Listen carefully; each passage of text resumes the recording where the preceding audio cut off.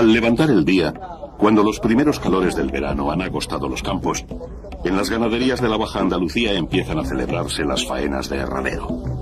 Los becerros que nacieron en el último otoño han sido separados por primera vez de sus madres y reunidos en un corralito. Para poder agarrar al becerro por una de sus patas, el vaquero usa como herramienta una cuerda amarrada al extremo de una garrocha. Otros vaqueros y zagales ayudan a mover y separar las reses para facilitar la operación.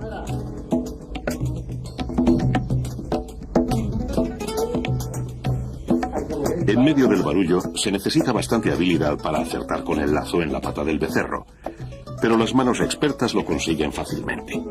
En ese momento se abre la puerta de la corraleta contigua, desde la cual, tirando con brío de la maroma, los hombres introducirán al recental para marcarlo. Este es un lustroso jabonero de la ganadería de Prieto de la Cal y se resiste con todas sus fuerzas, pero finalmente es vencido por la tozudez humana.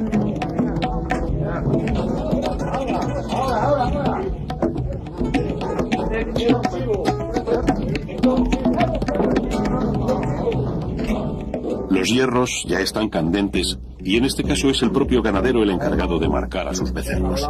Los nombres y números de los mismos quedan anotados en la libreta de campo y luego pasarán al registro oficial de la ganadería.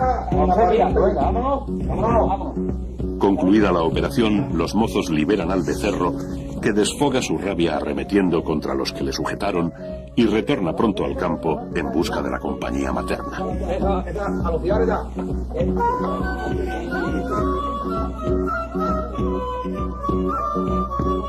Estas mismas escenas se repiten un becerro tras otro.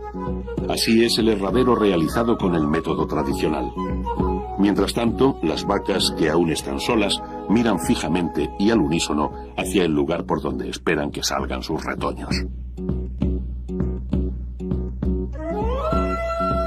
El recién herrado aún deambula buscando a su madre, sin darse cuenta de que ésta lo va siguiendo. Muy pronto ambos volverán a encontrarse, aunque ya estarán juntos durante muy poco tiempo. Después se hace el segundo destete, que es muy bonito, se hace a caballo, y esa es la última vez que el becerro verá a su madre, y desde entonces vivirá su vida, las hembras hasta los 3 años, o hasta que se mueran, en caso de ser seleccionadas como madres, y los toros hasta 3, 4 años, o hasta que se mueran si han sido seleccionados como padres. Al día siguiente tiene lugar el segundo destete, faena mucho más vistosa y movida que el herradero, y en la que es imprescindible la intervención de varios jinetes curtidos. Su objetivo es separar definitivamente las vacas de los becerros, que ya están demasiado crecidos para alimentarse solo con leche. Y además de continuar mamando, agotarían a la vaca en un momento especialmente duro en las tierras del sur, como es el verano. La presencia de los caballos es acogida con nerviosismo por las reses, que parecen presentir la intención de los hombres. Rápidamente, y con la ayuda de los cabestros, todo el grupo es introducido en el cerrado donde se desarrolla la faena.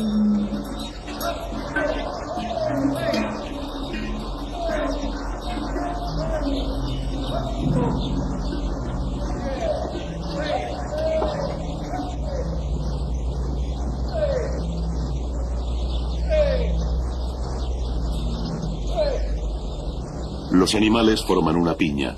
Están suspensos y en guardia. Las vacas más viejas intuyen lo que va a ocurrir, pues han pasado varias veces por la misma situación y en el mismo escenario.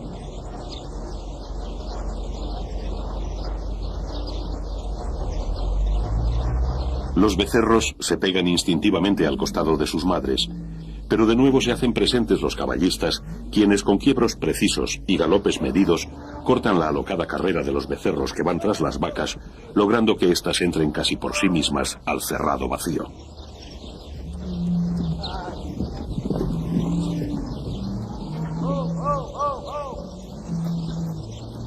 Una tras otra, con una facilidad que solo es aparente, las vacas van tomando la puerta, mientras en el ambiente se mezclan los mugidos y los galopes con las voces de los vaqueros.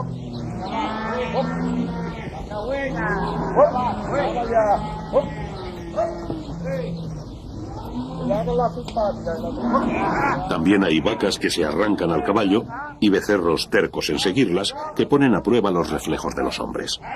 Pero finalmente la habilidad se impondrá a la fuerza, y así cada vez son más los animales desahijados y más fuerte el coro de mugidos con que se llaman unos a otros.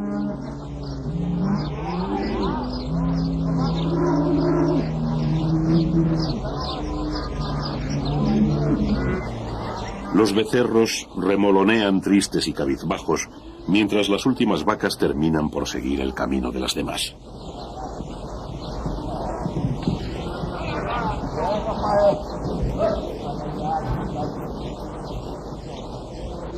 El destete ha terminado. A partir de ahora, todos los becerros de la misma camada convivirán juntos durante el resto de su vida. En todas las ganaderías bravas, las faenas de campo siguen una mecánica muy parecida. Sin embargo, algunos trabajos se realizan con métodos diferentes en unos sitios y en otros. Este es el caso del herradero.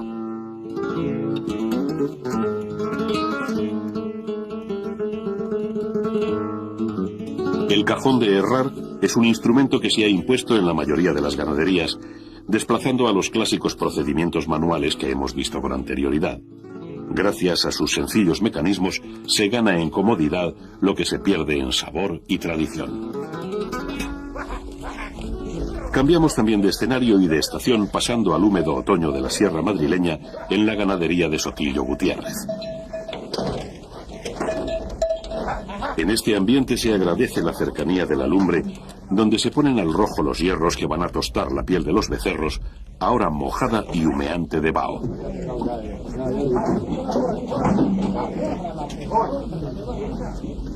Al abrirse la compuerta, el pasillo conduce directamente al cajón, donde el becerro entra siendo inmovilizado con gran rapidez, pues conviene que se mueva lo menos posible para que los hierros queden bien marcados.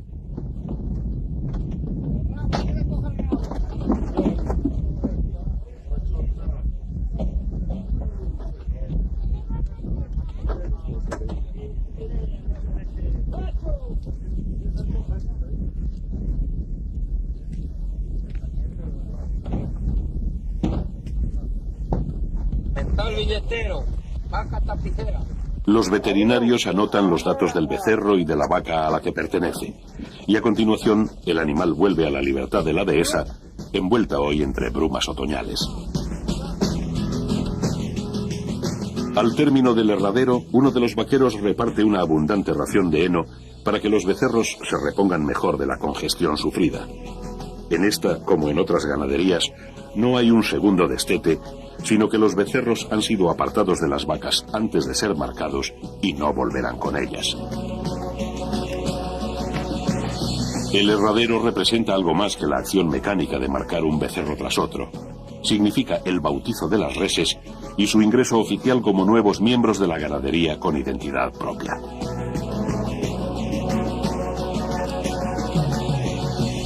Unos días después, llega a la dehesa serrana un camión que trasladará a los becerros hacia otra finca situada en la Vega del Jarama, de clima más templado y benigno. Allí los animales vivirán hasta su madurez en condiciones más favorables para su crianza.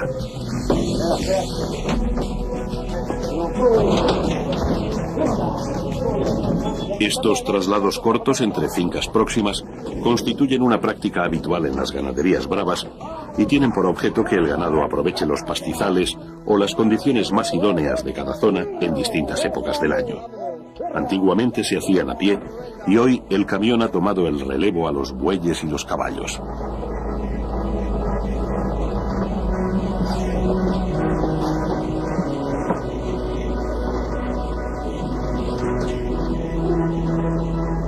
El camión tarda apenas una hora en realizar un trayecto para el que antes se empleaba una larga jornada de viaje, en la que era preciso movilizar mucho personal.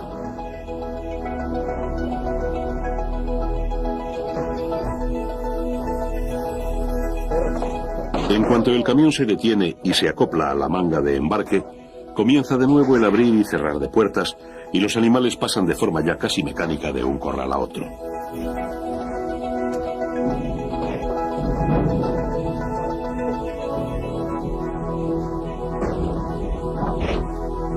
Los becerros llegan a su nuevo hogar fatigados y desorientados. Han sufrido demasiados ajetreos y sobresaltos en muy pocas horas, pero a partir de ahora tendrán mucho tiempo para recuperarse. Durante los próximos 3 años, su existencia discurrirá plácidamente, dueños de espacios abiertos y siempre bien atendidos por el hombre. Las semanas y los meses pasan rápidamente. Allá en la sierra de Guadarrama, otros becerros, errados en el otoño, ya han cumplido su primer año de vida. Las nieves invernales, como todos los años, han hecho acto de presencia durante los primeros días de enero. Los añojos soportan sin problemas los rigores de la nevada y los hielos propios de esta estación en la zona de España donde nos encontramos, poniendo de manifiesto la rusticidad propia de su especie. Su cuerpo está cubierto por un pelo más denso y nunca les falta el pienso, fuente de fuerza y energía esencial para ellos, especialmente en estos días en que los copos de nieve tienen la dehesa vestida de un blanco helador.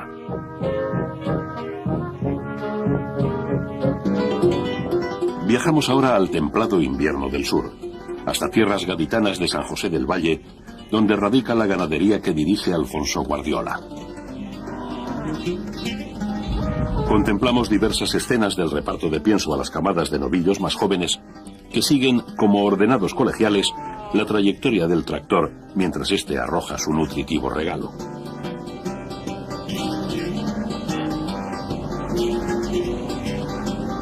Las necesidades alimenticias de los novillos aumentan mes a mes. Lo ideal para su correcta crianza es que a lo largo de su vida tengan una ganancia de peso lenta pero sostenida, sin que pasen fases de penuria o sobrealimentación que son igualmente perjudiciales.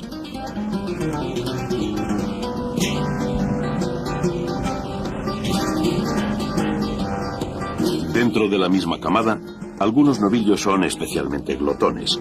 Entran los primeros a comer y engullen más pienso. Además, los que nacieron al principio de la época de parición suelen estar más desarrollados que los del final, diferencia que en esta edad resulta más ostensible. Unos se van haciendo más fuertes que otros y así empieza a establecerse una jerarquía en el grupo.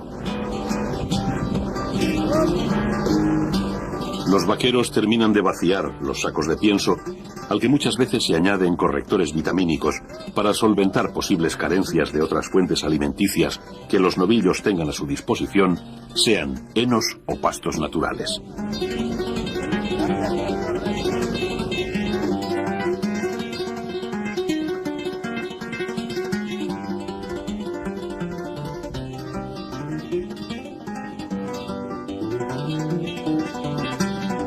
Una vez que han terminado con el pienso, los novillos se solazan pastando los brotes de hierba que cubre la ladera de la sierra hasta perderse en el valle. La alimentación del toro gira en torno a un factor básico. ¿Qué se le da de comer? Ahí cada maestrillo tiene su librillo. Entonces yo le doy de comer lo mismo que le dio mi padre. Ya hemos dicho que para mí la tradición es fundamental y mi padre era un pienso a base de avena, cebada, trigo y luego habas, si es posible maíz. Lo mismo se hace en la Ruiz ahora y se le da este mismo pienso. Trigo, cebada, avena y habas en una proporción adecuada. Creo que es un pienso ideal para mis toros. A los 2 años el novillo se denomina heral. Entonces pasa por uno de los momentos decisivos de su vida, la tienta. A través de ella se seleccionan los jóvenes machos que en su día serán sementales de la ganadería, puesto al que solo llegan algunos ejemplares extraordinarios. La tienta a campo abierto, como esta que presenciamos en casa de Álvaro Domecq, marca una primera e importante fase en la selección.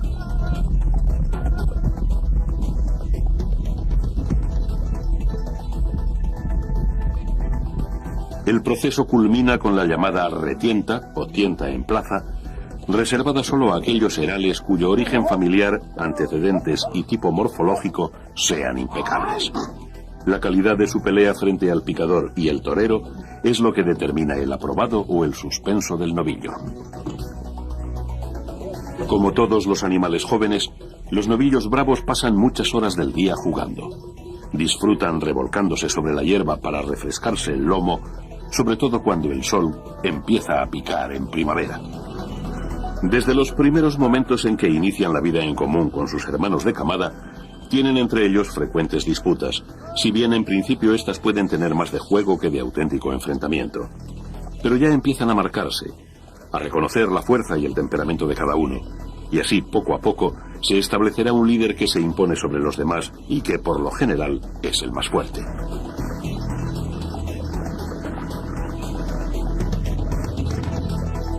Entre los novillos que tienen una corpulencia semejante no suele haber riñas. Pueden estar durante horas chocándose el testuz o rozándose la cara con los pitones sin otra intención que mantener un pulso inocente, como lo harían dos jovencitos.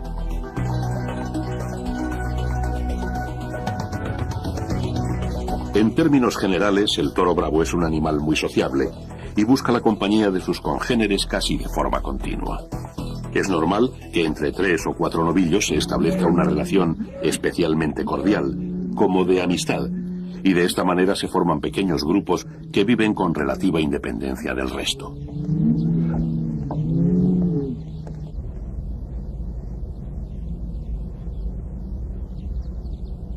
Lentamente, el carácter de los novillos se torna más irascible. Así, cuando llegan a los 3 años, las peleas son más habituales y ásperas. El juego va dando paso a la agresividad.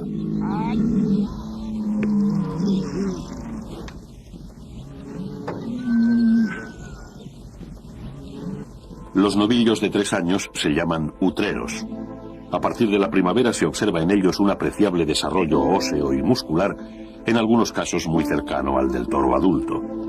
Incluso su forma de caminar, mucho más reposada y lenta, pone de manifiesto que también el carácter del animal ha evolucionado. Otros rasgos también han cambiado, como las astas, ahora de aspecto mucho más ofensivo, y la cara, seria y en la que ya aparecen algunos rizos. Las travesuras y jugueteos de antes son cada vez menos frecuentes. Podríamos decir que los utreros se respetan más y se guardan las distancias, sobre todo respecto al líder, ya más seguro de su fuerza y su dominio, y con el que los demás rehuyen la pelea siempre que pueden.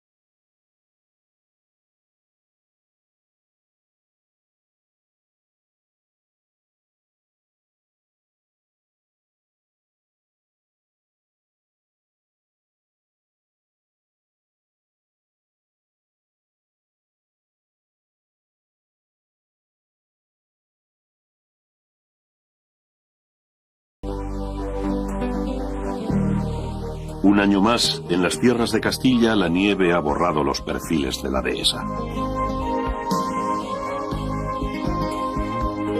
Entre la niebla se difumina la oscura silueta de los toros de Victoriano del Río.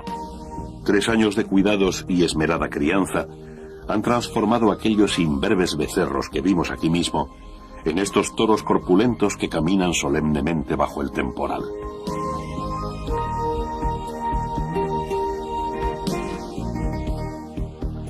Mientras nieva en Castilla, una intensa lluvia riega los ondulados campos de la finca Ruchena, en la raya entre Cádiz y Sevilla. Es la hora del pienso para los inconfundibles toros de pelo berrendo que identifican a esta ganadería.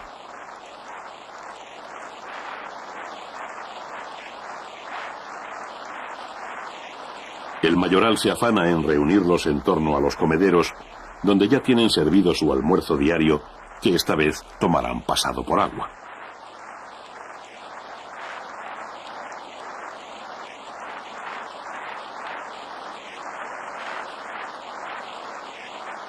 Mientras el chaparrón continúa cayendo impenitente, el hombre regresa al cortijo en busca de un tejado y los toros le miran con su habitual aire indiferente. Cuando el sol ilumina de nuevo la dehesa, los toros marchan a pastar tranquilos en el lugar de su querencia, como islotes perdidos en la inmensidad del campo.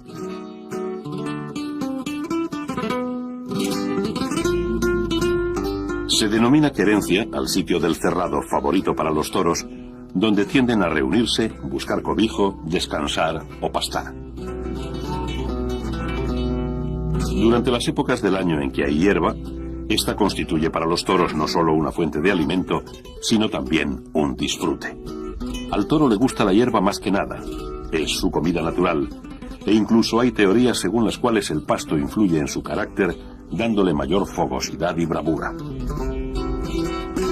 Contemplamos aquí a un hermoso toro pastando los finos tréboles que se dan en tierras de El Toruño, célebre finca situada en la localidad sevillana de Utrera. Aquí culminan su crianza los toros de la familia Guardiola Domínguez, que sin embargo nacen y crecen en dehesas serranas, como estos ejemplares, hermanos del anterior, pertenecientes al hierro de María Luisa Domínguez.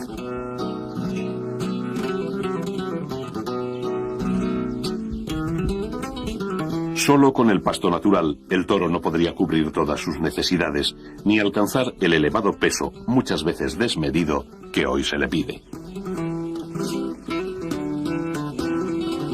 Este animal es un atleta al que la lidia va a exigir un enorme desgaste físico, que solo puede afrontar con una dieta de energía, vitaminas, proteínas y minerales, repartida con homogeneidad, como hemos visto a lo largo de su crianza.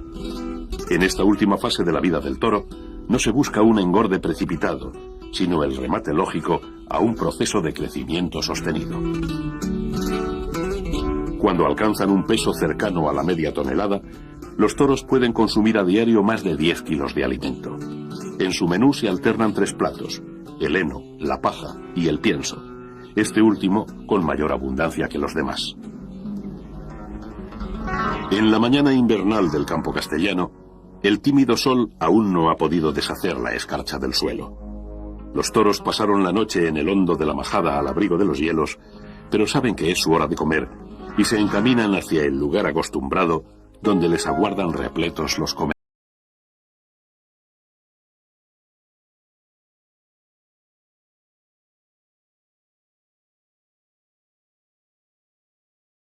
Siempre hay algún toro que anda alejado de los demás, normalmente a resultas de alguna disputa.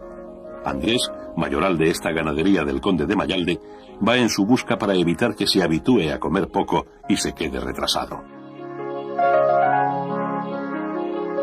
Normalmente los toros tienen su propio comedero, al que cada uno acude con preferencia y rara vez comparte con otros. Conviene que el pienso se les reparta en 2 tomas diarias para facilitar su rumia y digestión.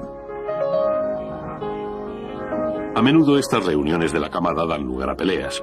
Los toros se enfrentan por entrar a comer antes que el otro o porque han tenido rencillas previas y aprovechan la cercanía para resolverlas.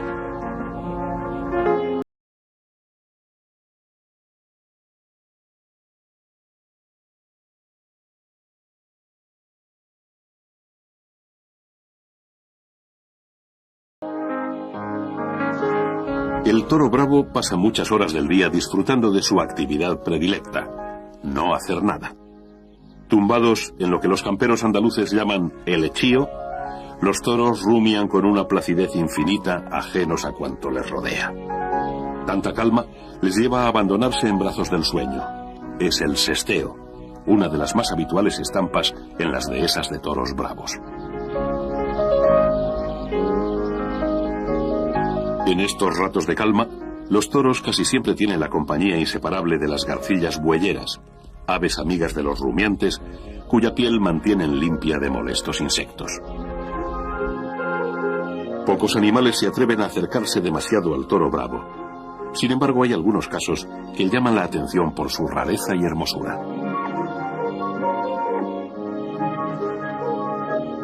Esta escena pudimos grabarla en la ganadería de Jerónimo Martínez, en el corazón de Sierra Morena. Una cierva, huida de una de las muchas monterías que se dan en esta zona, llegó días atrás al cerrado de los toros y se ha hermanado con ellos como si fuera un miembro más de la camada. La cierva sigue a los toros a todas partes. Sin intuirlo, dio con un refugio perfecto, bien protegido y con comida abundante, como es el pienso de los propios toros.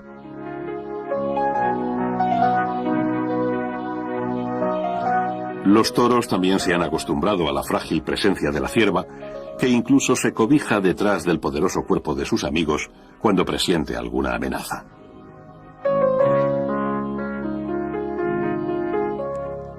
Cuando los toros se marchan a su querencia, la cierva no duda un momento en seguirlos. Incluso ante nuestra sorpresa, uno de ellos se vuelve como invitándola a que los siga. A veces el campo bravo tiene estos bellos misterios.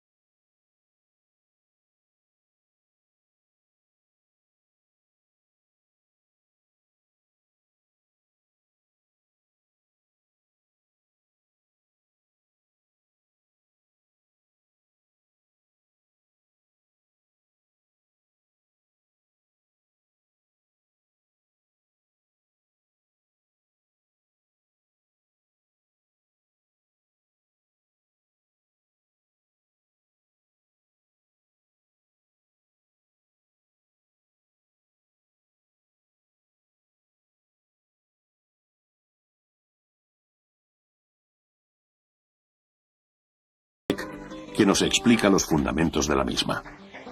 En él está pensado que los animales desde su cercado vayan a una de las puntas del tauródromo, lleguen hasta el fondo y vuelvan.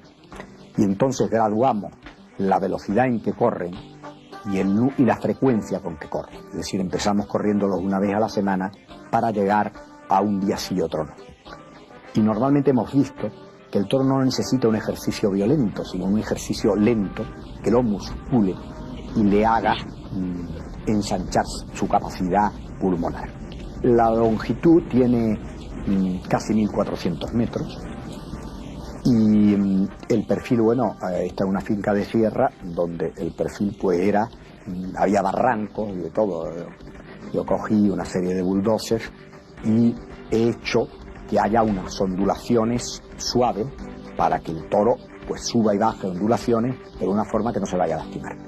Y después yo creo que otra cosa importante en este terreno, en otros no, es que le he echado casi 200 camiones de arena, porque el animal, si no, se estropearía las pezuñas en el verano, porque el terreno se pone tan duro que se quedarían cojos todos. Entonces están corriendo como en una pista de carreras de caballos de arena.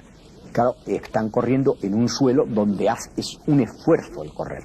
Por eso no tienen que correr deprisa, lo que tienen es que hacer fondo, porque el toro lo que necesita es durar casi 20 minutos, que es la lidia de un toro de hoy corriendo, que desde luego no es la lidia de un toro de antes.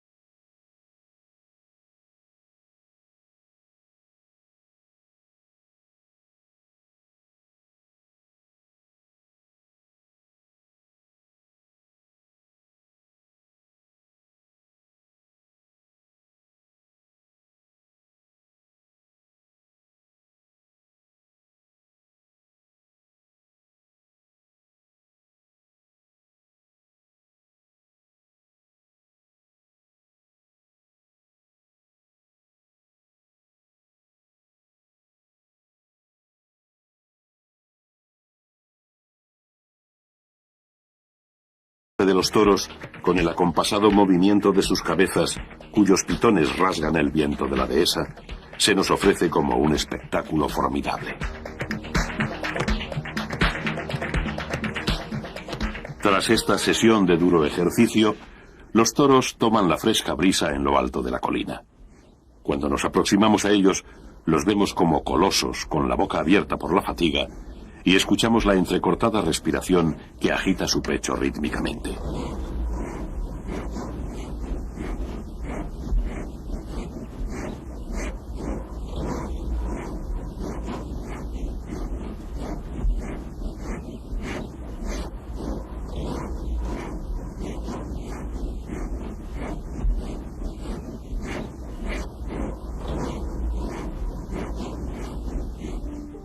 Cuando está próximo el inicio de la temporada taurina, en las ganaderías se lleva a cabo el enlotado de las distintas corridas, al igual que el año anterior se hizo con las novilladas. Enlotar significa apartar varios toros del grupo hasta componer un lote de 7 u 8 animales, entre los que en su día serán elegidos 6 para una corrida determinada.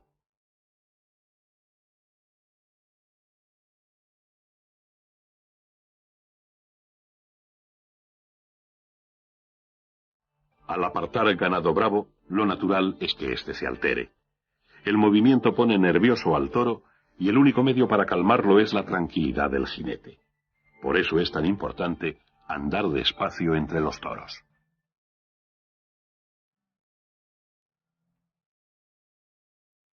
Para mover los toros, lo primero es reunirlos. Si están en un cerrado grande, pueden vivir diseminados en distintas zonas. Al juntar animales que no se conocen, a veces se extrañan y reaccionan con aspavientos o incluso de forma agresiva.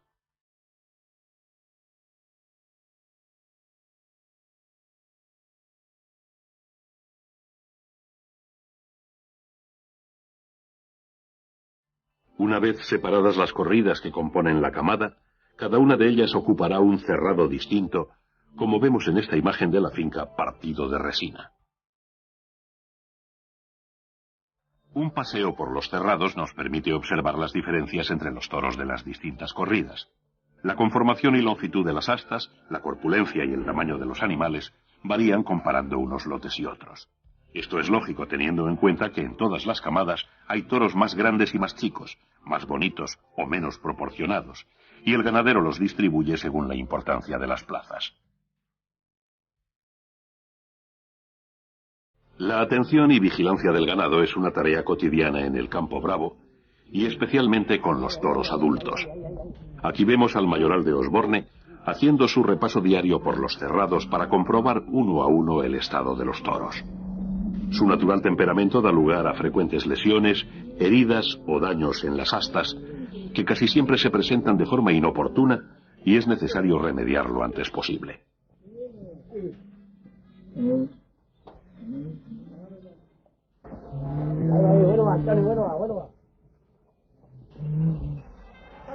Cuando llegan los primeros calores, y sobre todo en dehesas de tierras bajas o húmedas, hacen su aparición las moscas y otros tipos de insectos voladores que buscan la proximidad de los rumiantes.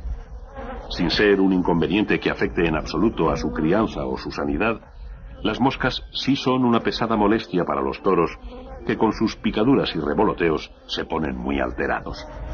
La imagen de los toros inquietos, moviendo continuamente la cola y las orejas, es habitual desde el final de la primavera en las ganaderías bravas.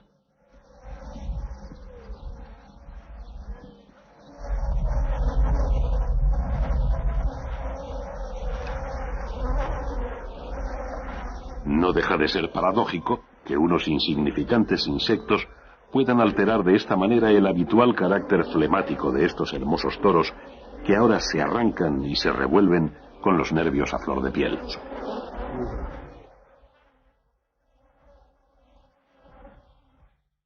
Es muy frecuente que los toros claven las astas en el suelo, removiendo la tierra o las piedras.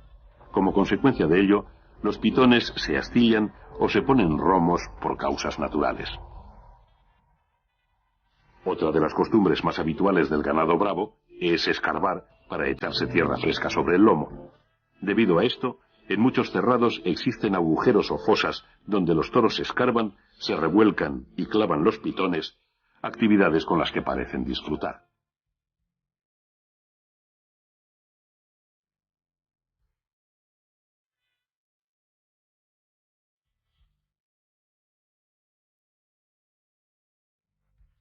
A veces, la acción de escarbar está relacionada con el instinto defensivo del toro, que también escarba cuando algo le intranquiliza o presiente una amenaza próxima.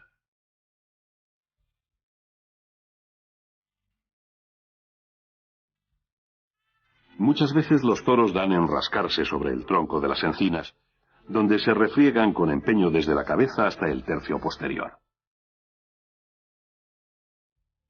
Igual que el árbol, puede servirles para satisfacer este deseo una gruesa piedra o la dureza del suelo. Estas zonas que los toros frecuentan para rascarse o escarbar se llaman, en lenguaje de campo, escarbaderos.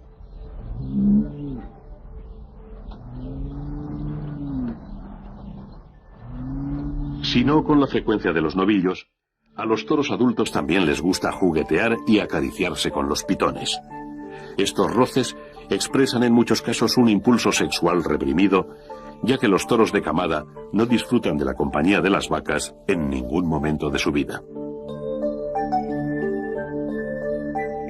Otra actitud muy característica del toro es agachar la cara y torcer la cabeza mirando de reojo cuando se siente violentado o molesto por la presencia de otro.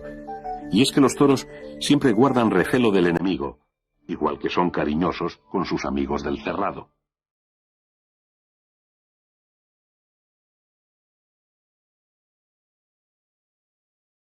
Uno de los aspectos más bellos y misteriosos del toro bravo son sus voces. Mugidos de llamada, de queja o desafío que inundan de inquietud el sereno ambiente de la dehesa.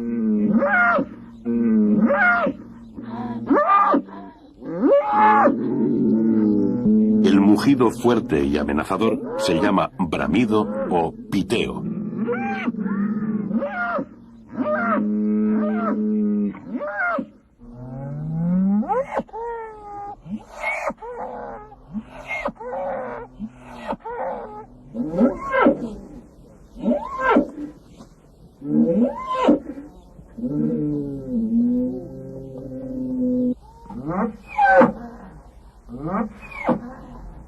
Reburdeo es un ronquido bajo y suave que antecede al piteo.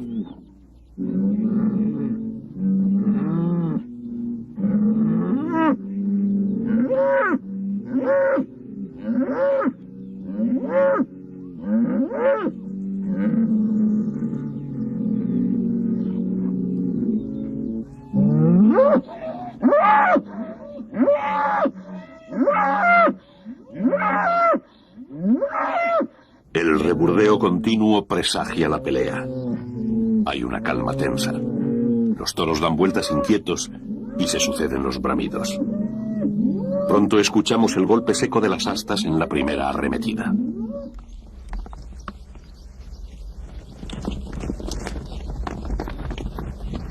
Si, como en este caso, las fuerzas de los contendientes están desproporcionadas, la pelea es breve.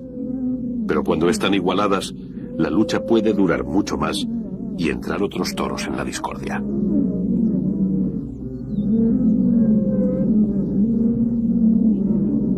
El vencido huye, pero los toros son rencorosos y sabrán esperar cualquier debilidad del contrario en una nueva pelea.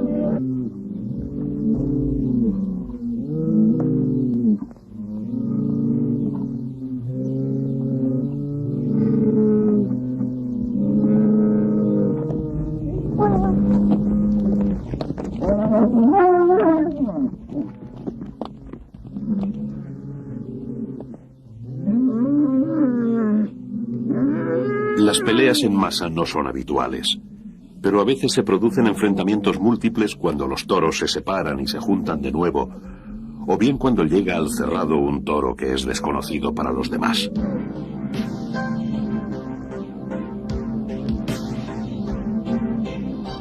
Antes de pelear, los contendientes se desafían, incluso ventean el aire, levantando la cara como si presagiaran un final trágico. Un toro provoca y otro le hace cara. A veces es el mandón el que quiere demostrar su poder, pero ahora es un toro del grupo el que ataca para destronarlo. El líder está acorralado y tendrá que soportar las ciegas acometidas de los otros toros que lo van agotando.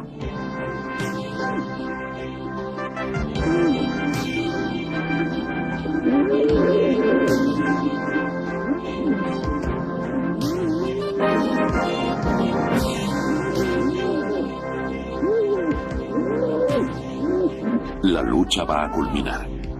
El aspirante se acerca despacio al toro ya herido, mirándole despectivamente de costado y embistiéndole cuando menos lo espera.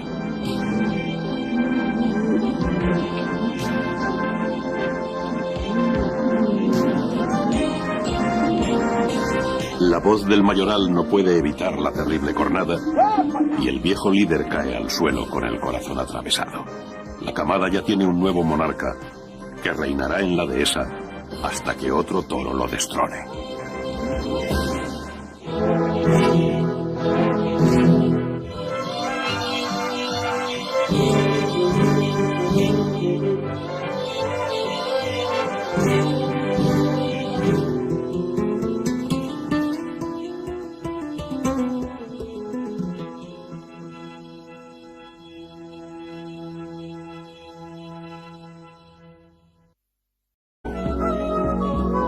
Después se hace el segundo destete, que es muy bonito, se hace a caballo, y esa es la última vez que el becerro verá a su madre, y desde entonces vivirá su vida, las hembras hasta los 3 años, o hasta que se mueran, en caso de ser seleccionadas como madres, y los toros hasta 3, 4 años, o hasta que se mueran si han sido seleccionados como padres.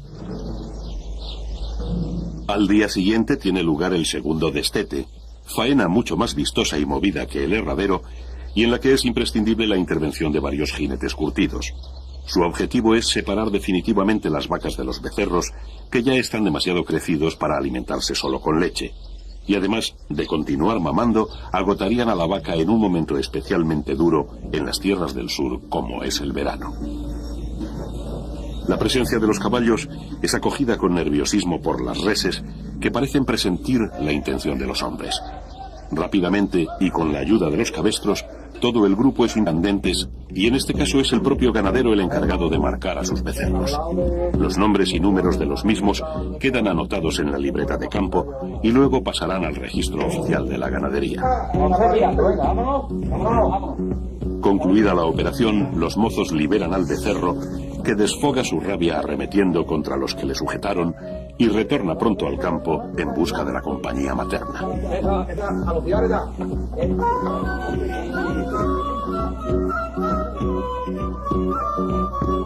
Estas mismas escenas se repiten un becerro tras otro. Así es el herradero realizado con el método tradicional. Mientras tanto, las vacas, que aún están solas, miran fijamente y al unísono hacia el lugar por donde esperan que salgan sus retoños. El recién herrado aún deambula buscando a su madre, sin darse cuenta de que ésta lo va siguiendo. Muy pronto ambos volverán a encontrarse, aunque ya estarán juntos durante muy poco tiempo. Nacieron en el último otoño, han sido separados por primera vez de sus madres y reunidos en un corralito.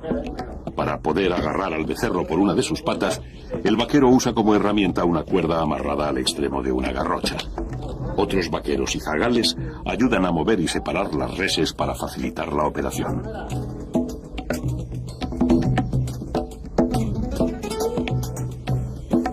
En medio del barullo se necesita bastante habilidad para acertar con el lazo en la pata del becerro, pero las manos expertas lo consiguen fácilmente. En ese momento se abre la puerta de la corraleta contigua, desde la cual, tirando con brío de la maroma, los hombres introducirán al recental para marcarlo. Este es un lustroso jabonero de la ganadería de Prieto de la Cal y se resiste con todas sus fuerzas, pero finalmente es vencido por la tozudez humana.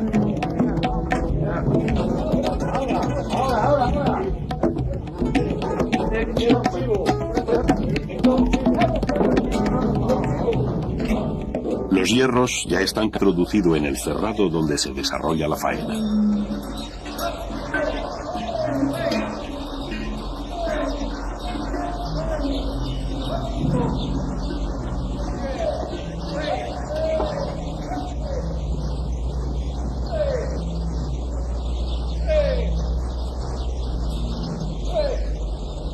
Los animales forman una piña.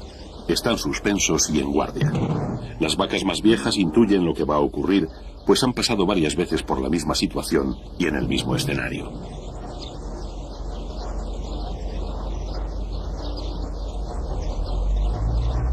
Los becerros se pegan instintivamente al costado de sus madres, pero de nuevo se hacen presentes los caballistas, quienes con quiebros precisos y galopes medidos cortan la alocada carrera de los becerros que van tras las vacas, logrando que éstas entren casi por sí mismas al cerrado vacío.